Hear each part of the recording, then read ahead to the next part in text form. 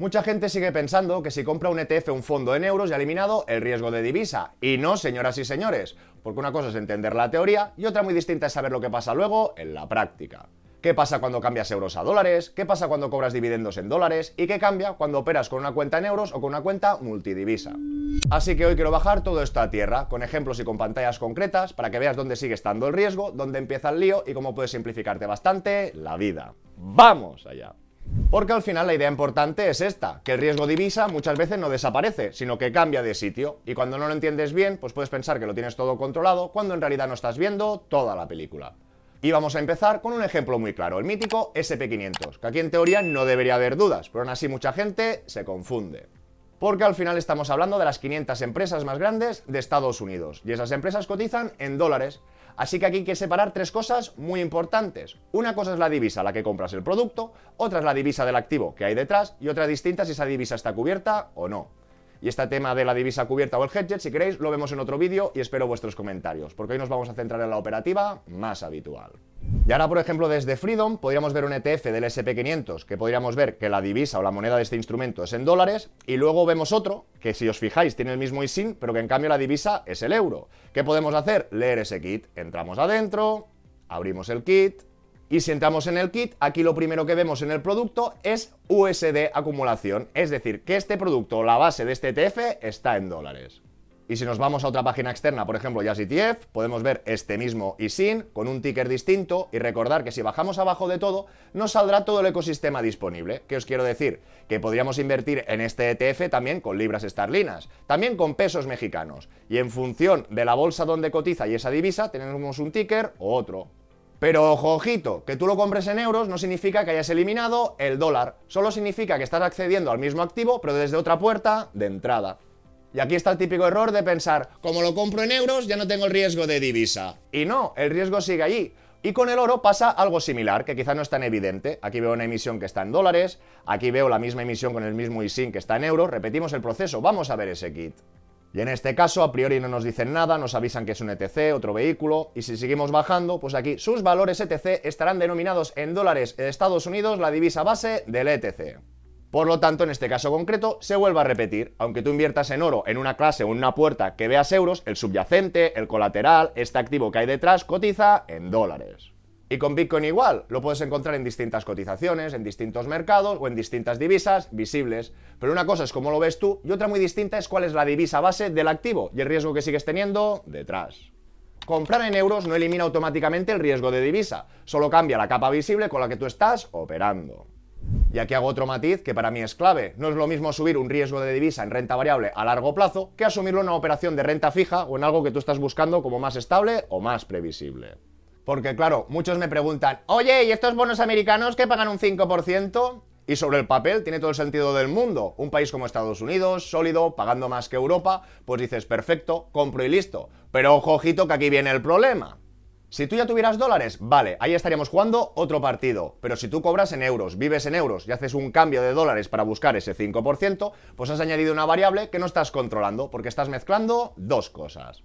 Por un lado, la rentabilidad de este bono. Y por otro lado el movimiento del euro-dólar, porque el euro y el dólar se mueve y no hace falta irse a escenarios muy extremos, se mueve todos los años, un 3, un 5, un 8, y eso hace que una inversión que te dé un 4 o un 5, pues te puedes montar completamente la rentabilidad. Aquí podríamos ver, pues desde junio del 26, si nos vamos a mayo del año pasado, pues que más o menos estaríamos en el mismo punto. Pero depende, en función de la volatilidad, pues hemos tenido una apreciación del euro de casi el 5%. De la misma manera que si nos vamos a enero del 2025, un año y medio, pues aquí ya vemos una diferencia de un menos 10. Y en función del momento de esa inversión, puede ser un más 6, puede ser un menos 15... O sea, que tú creías que estabas haciendo una inversión tranquila y en realidad has metido un factor externo que puede hacer que ganes mucho menos, que ganes mucho más o que incluso que pierdas en la vuelta al euro. En renta fija estás intentando eliminar esa incertidumbre, pues no le metas por la puerta de atrás otro riesgo como sería el de divisa, porque en operaciones defensivas o a corto o medio plazo, pues meter el riesgo de divisa sin tenerlo muy claro, pues me parece bastante más peligroso que en la renta variable. Y ahora sí empezamos a entrar en la parte práctica. Nos encontramos en el Excel, mi primer millón, gratuito sin registro, que lo dejaré en la descripción del vídeo. Y todo el mundo que lo quiera utilizar o manipular, debería ir a archivo, hacer una copia. Porque todo lo que hemos dicho hasta ahora en el fondo se resume en algo muy simple, el famoso cambio de divisa. Y para verlo más claro, pues vamos a ver este ejemplo sencillo. Imagínate que tienes 10.000 euros y tienes dos opciones, invertir en euros al 3% o invertir en dólares al 5%. Oye, pues mejor un 5% en dólares, ¿no? Pues claro, pero ahí entra el extra de la divisa. Tú cambias en euros al principio y al final cuando vuelves a cambiar euros. Y si ese cambio ha cambiado, pues puede ser que si el euro se ha fortalecido tengas menos, si el euro se ha debilitado tengas más o que quedases neutro. Y en este caso concreto, cogiendo referencias de septiembre del 24 y del 25, tú hubieras perdido por el cambio de divisa un 8, más este 5, pues hubieras acabado perdiendo en total un 2,89%. Y aquí está el punto importante. No es que el 5% estuviera mal, es que el cambio de divisa se lo ha comido. Es decir, tú puedes acertar con la inversión y aún así perder dinero cuando vuelves a euros o al revés. Y ahora vamos a repetir este mismo ejemplo, pero lo vamos a ver cómo pasa en la vida real. Porque aquí hay dos formas de operar. Una, donde todo se convierte automáticamente en euros, esa cuenta en euros, y otra donde tú controlas y gestionas esos dólares, la cuenta en dólares o multidivisa, y no tienen nada que ver. Y empezamos por el caso de la cuenta en euros. ¿Qué pasa si tú tienes una cuenta en euros? Que el broker te hace todo el trabajo y todas las conversiones por detrás. Por lo tanto, tú cuando inviertes no ves un cargo en dólares, ves todo lo que tú has invertido con su conversión, insisto, que te hace el broker en dólares. Y cuando vence esta emisión, pues con el cambio, con el cupón y todo lo que había tenido, pues automáticamente ves reflejado en tu cuenta 9.711. Con lo que ves que has perdido dinero. Y aquí, como vemos, no hay misterio. Ves la entrada, ves la salida y ya tienes el resultado final en euros. Todo limpio, todo fácil y todo claro. Aquí el broker ya ha hecho todo el trabajo por ti.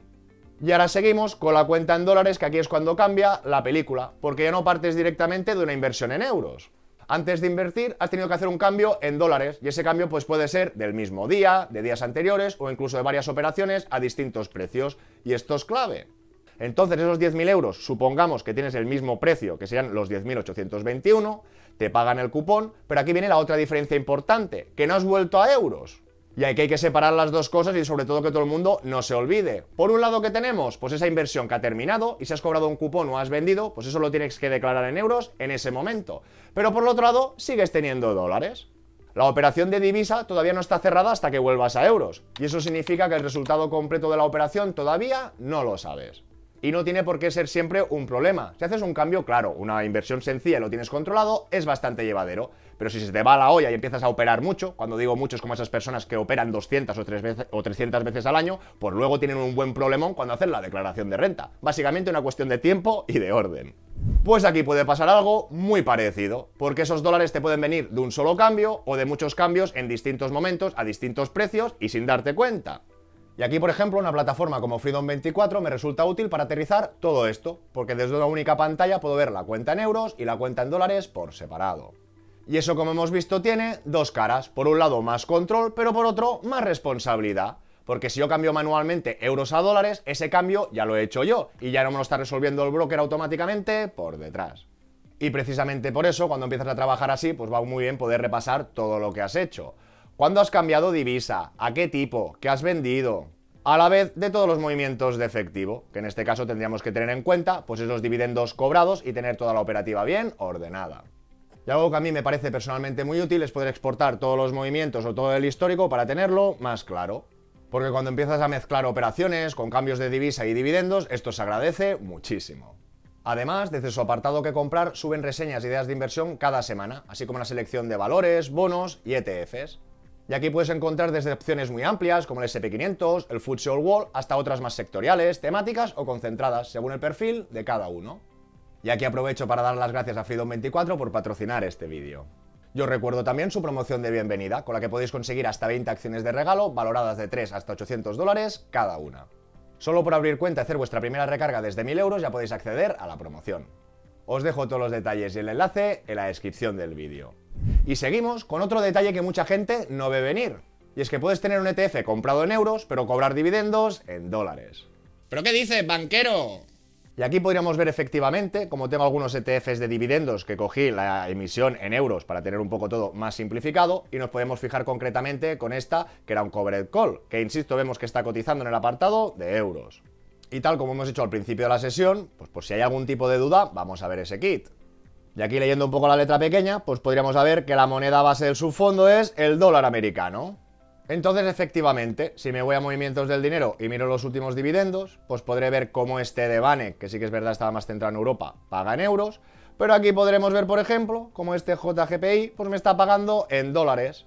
Y esto vuelve a conectar con todo lo que hemos visto hasta ahora, porque aquí ya no solo tienes una primera capa de ese cambio de divisa puro que has hecho para comprar los dólares, ni la segunda capa de invertir esos dólares en un producto, una acción, un ETF para cuando después vuelvas, sino que aquí se está añadiendo una tercera capa, es decir, te están pagando un dividendo, te están añadiendo unos dólares que tú tendrás que tributar en el cambio a euros de ese año, pero que luego tendrás tú la responsabilidad o ese poder de decidir cuándo los vuelvas a cambiar de dólares a euros, porque insisto, tenemos dos operaciones, tú has cobrado el dividendo, ya lo vas a declarar en este ejercicio, pero como automáticamente no te hacen el cambio de dólares a euros, queda en tu mano esa partida viva para decidir, insisto, esos dólares cuando los pases a euros y respecto al cambio del dividendo, pues declarar esa diferencia.